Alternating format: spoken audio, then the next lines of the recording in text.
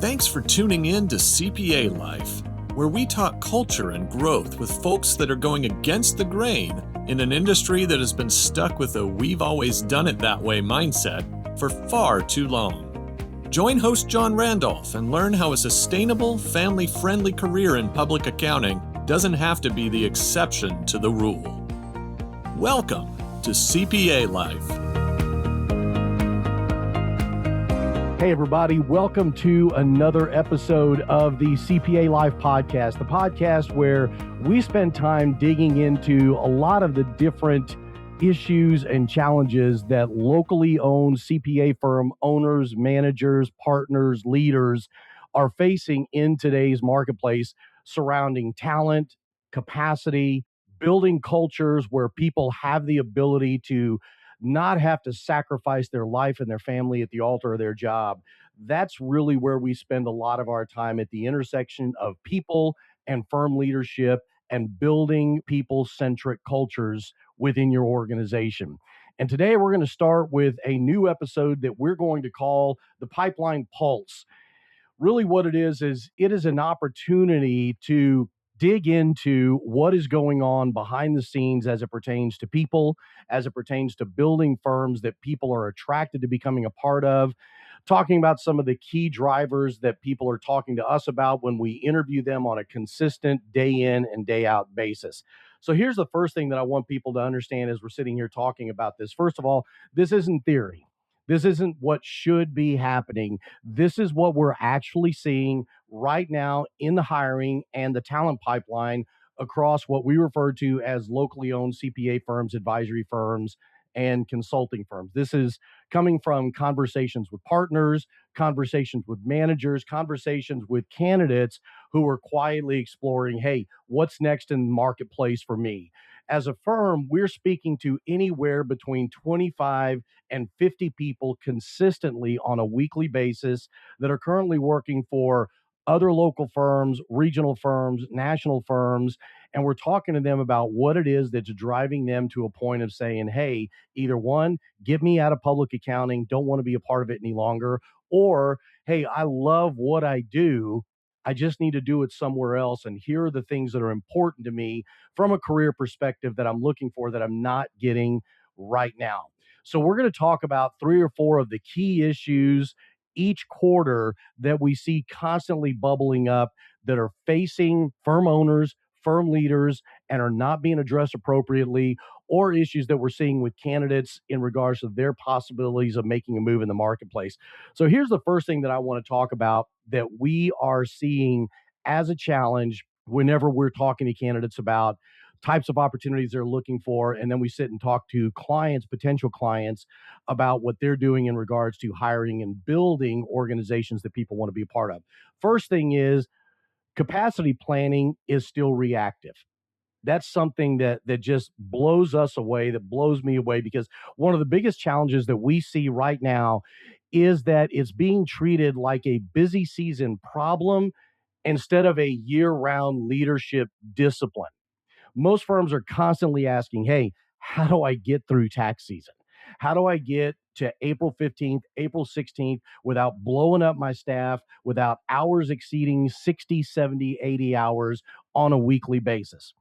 What we don't see firms consistently asking is, what kind of work do we want to say yes to next year, and who do we need to support that?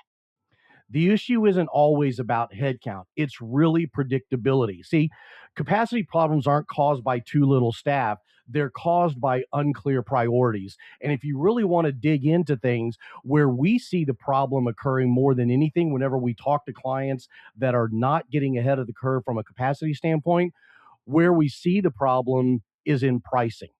The way that leaders are pricing their business in relation to what type of people and how many people do I need to be able to solve the problems that my customers are currently having, or the types of customers that I want to go out and pursue are currently having.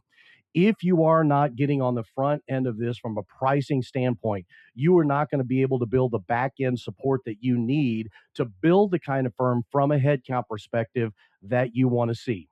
I'll give you an example of a firm that's doing some things right. a firm that we are working with, have been working with for 2 to 3 years, that recognized coming out of tax season 2025, so April 2025, that they had severely mismanaged, best way to put it, their capacity planning going into the tax year. So what they ended up doing was filling several positions going into the tax season for 2025, felt like they were in a good spot. We talked about things in the middle of tax season. What they quickly realized was what they didn't plan for was the potential issue of losing a couple of people early in the tax season. The second thing they didn't plan on was getting an influx of potential new clients that they picked up in January of 2025. And then also having a little bit more of a workload going through the tax season early in 2025 than they expected. That ended up pushing everybody's hours to a higher level than really what they want their people to be working.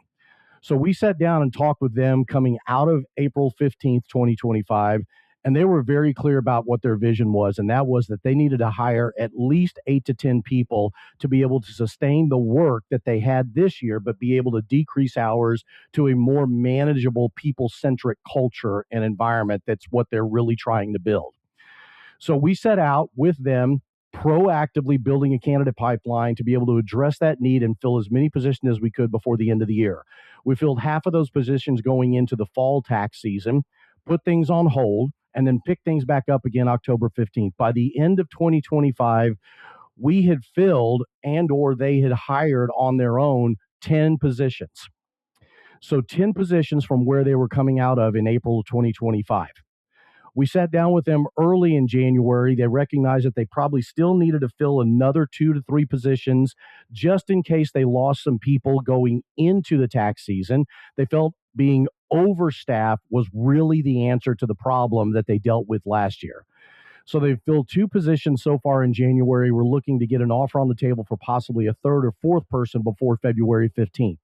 So to give you clear numbers, we're going to be looking at 13 to 14 ads from 2025 tax season to 2026 tax season.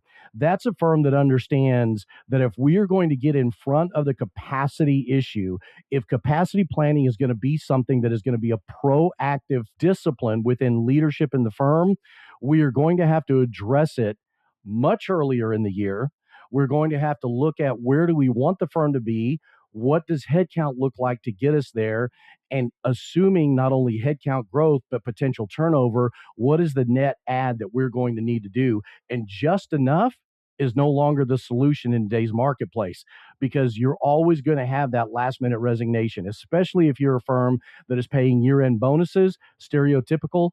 People are going to wait until they get the year-end bonus. They're going to resign in December or January, and then you're going to find yourself having to fill key critical positions to get you back to where you needed to be just to stay level. So again, the number one issue that we're seeing right now that continues to be a problem for a lot of firms is capacity planning is still a reactive issue. The other thing that we're seeing is that compensation is still the headline, but it's not the hook. So let me tell you what I mean by that. Despite what you as a firm owner believe, money is rarely the primary reason that candidates make a move. Let me tell you what we're not hearing whenever we talk to 25, 30, 40, 50 candidates on a weekly basis. We do not hear, quote, I do not like the money I'm not making, or I need to make more money than what I'm making right now. Now, what we do here is in relation to the hours that I'm working, in relation to the expectation of utilization and realization, I'm not happy with what I make. But at the end of the day, when they look at what they're making as a driver for why they're looking to leave, that is very low on the priority list. Now, don't get me wrong. That does not mean that people are going to make a move for less money. That does not mean that people are going to take a step back in compensation. What it means is that if you are leaning on your ability to pay market or above market compensation as the driver for people to potentially consider a role with your firm, you're missing the boat. Because here's what candidates are asking about. What does growth potential actually look like at that firm? Who do I become if I stay here in 3 years versus if I go over there for 3 years? Will I have clarity? Will I have flexibility? Will I have a life? I'll give you a perfect example. We talked to a candidate who is out of a top 25 firm. She's been there 6.5, almost 7 years with the firm. She originally started with a smaller regional firm that was acquired by a national firm that was acquired by another national firm. So she has shown almost 8 years of loyalty through 2 acquisitions and 3 name changes. Prior to that, she worked for another firm for 6 years. So she's got almost 14 total years experience. She's a senior, not a manager. Master's degree in tax, CPA, pass it on the first sitting. I asked her one very simple question. Tell me why you're not a manager. Because I've talked on and off to her for 6 years. I assumed she'd be a manager by now. Tell me why you're not a manager. Her answer, real simple. To become a manager at my firm, I have got to have north of 2,000 billable hours on a yearly basis, and I'm not going to do that. Her quote exactly, I do not live to work. I work to live. I've got a family. I want to be present for them. I want to be a part of my family's growth and my kids' future. And the only way I can do that is I got to put fingerprints on their hearts today. That's what's important to her. So she interviewed with a firm on her own where the work hours at that firm are going to be somewhere in the neighborhood of 60 hours a week, 55, 60, 65 hours a week during tax season, nothing south of 50 hours at all. She's going to have to be in the office at a minimum 3 days a week, sometimes 4 days a week. And her comment, as we talked about that comparison to where she sits today, is I might as well stay here and dance with the devil I know, because at least here I've got 6, 7, 8 years of credibility. If I don't want to go into the office, I'm okay. They don't make me go into the office. They know I'm going to get my work done. If I have to take off early to go pick up my children at school, they know that I'm going to get my work done. If I can't come in until later in the day because I have a doctor's appointment, they understand that. I've got credibility.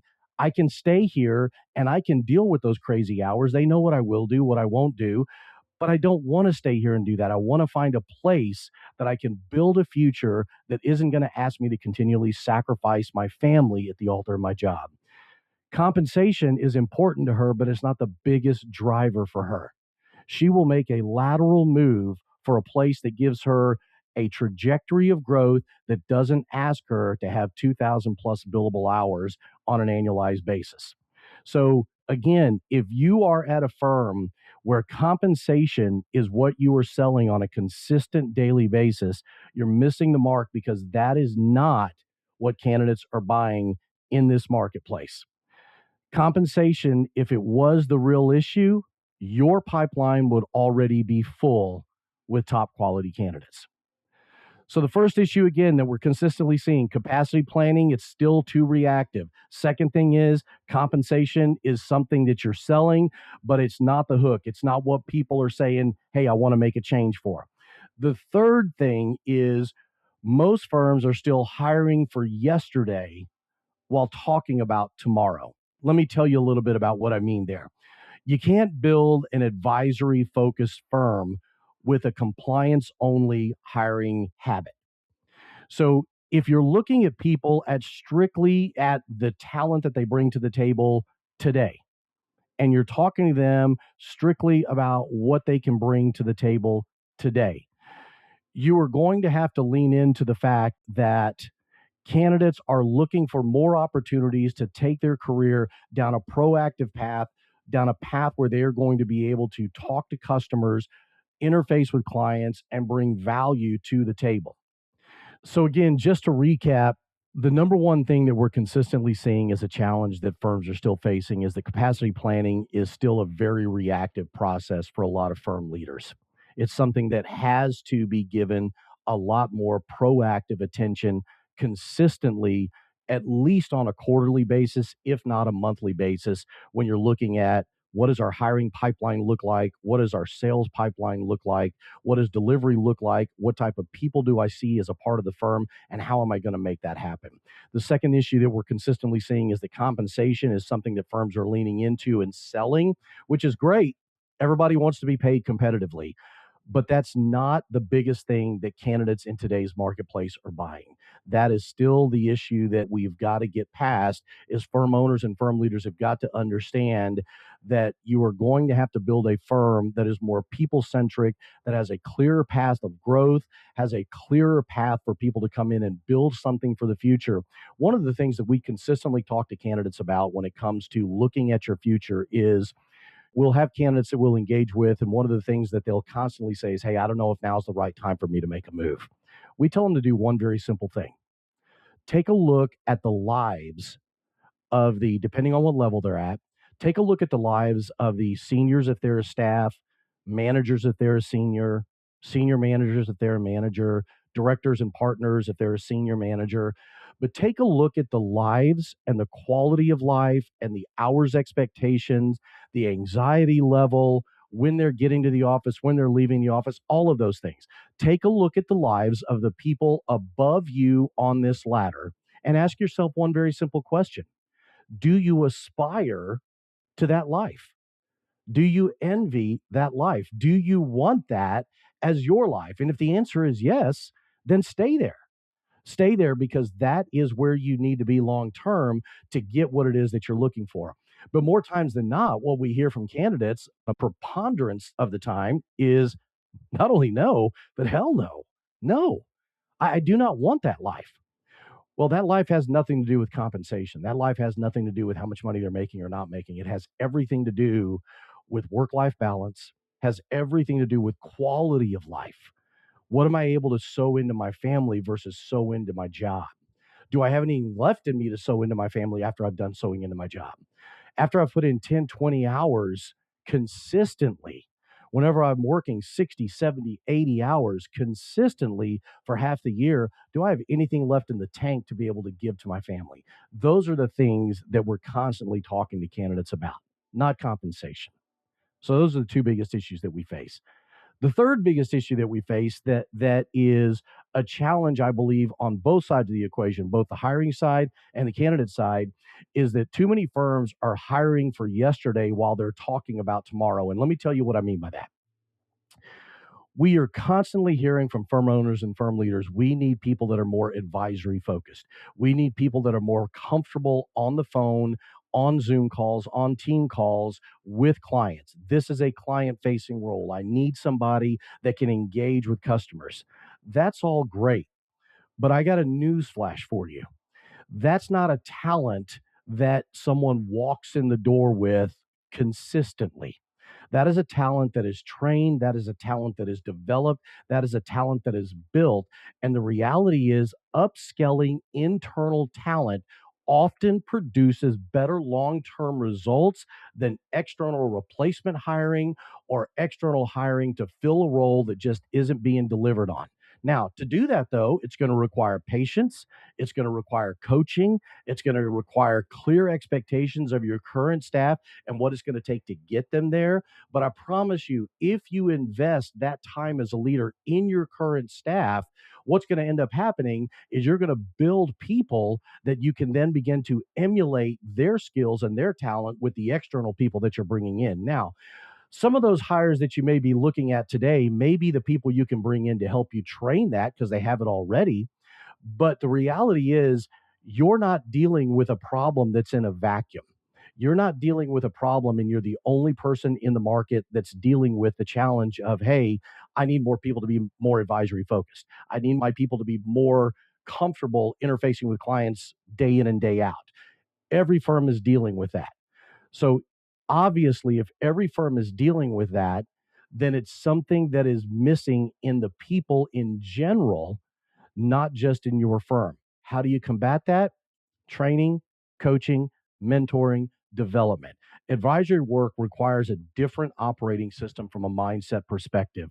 And firms often underestimate how much client facing confidence, curiosity, and communication skills matter compared to pure technical execution. That doesn't mean that we need people that can't execute. And it doesn't mean that we need people that can't communicate. What it means is we've got to find that happy medium where those people can straddle that fence and can straddle it well, competently, and comprehensively to be able to deliver for you and your customers the way that you need to have them deliver. But the growing gap between what partners envision advisory to be and what they've structurally enabled their teams to deliver are consistently two very different things. And the only way to fix that is training, development, and building better systems to mentor your people to get there. The last thing that I want to touch on today is a very simple thought process and mindset that the pipeline isn't broken. It's just being used incorrectly. And here's what I mean by that. Most firms are treating recruiting as a transaction instead of a relationship. It's going to limit your access to high quality passive talent if you think it is something that you can turn on and turn off. If you're working with a business development pro, if you're working with someone that's teaching and training you or your team on business development or sales or marketing, I'm sure that it is something that you are putting a lot of time, energy, effort, and attention into. Even if you are not actively going out trying to build business today, the reality is that you've got some type of a mechanism within your firm that is consistently dripping and potentially creating opportunities for new business for you. It may not be at a consistent heavy flow, it may be at a slower pace, but the reality is you've got a system in place that is driving new business to your firm at the pace that you want and or need it. My question is, are you doing the same thing with talent? Because the reality is, in today's marketplace, you cannot just flip that switch and have people come into your pipeline. You have got to treat this as a relationship focused business and be able to build relationships and have conversations long before that talent is needed. You see, pipeline health is more accurately measured by trust, it's measured by engagement, and it's measured by reputation than by the numbers of active resumes that you have coming in.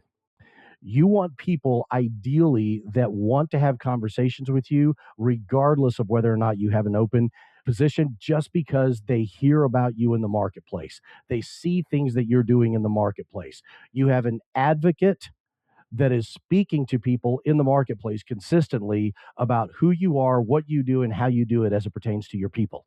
Now, that advocate is either somebody internally or that advocate is somebody externally, but there is somebody that is standing on the mountaintop and making sure in the midst of all of this noise that your firm and your brand is being sold and talked about consistently. See, firms that wait until there's an urgent opening are competing in the most crowded and expensive part of the talent market. You're competing for people that everybody is talking to. And that is the last place that you want to be, because leaders who view recruiting as a leadership responsibility, not an HR function, they create stronger and more resilient pipelines that are present and existing long before those needs come. So those are the biggest things that we're seeing in today's marketplace. We want to continue to give you an idea of what it is that you're going to be seeing in the market, stay ahead of the needs that are there in what we're now calling on a quarterly basis our pipeline pulse. Let us know your thoughts. Let us know if you're seeing the same thing.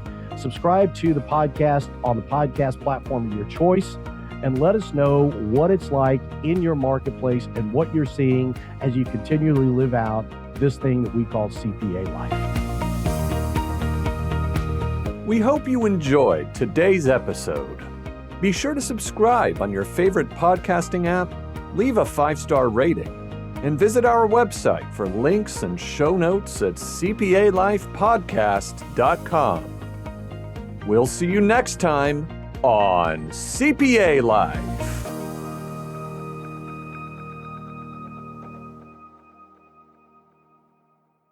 ProfessionalProductions.net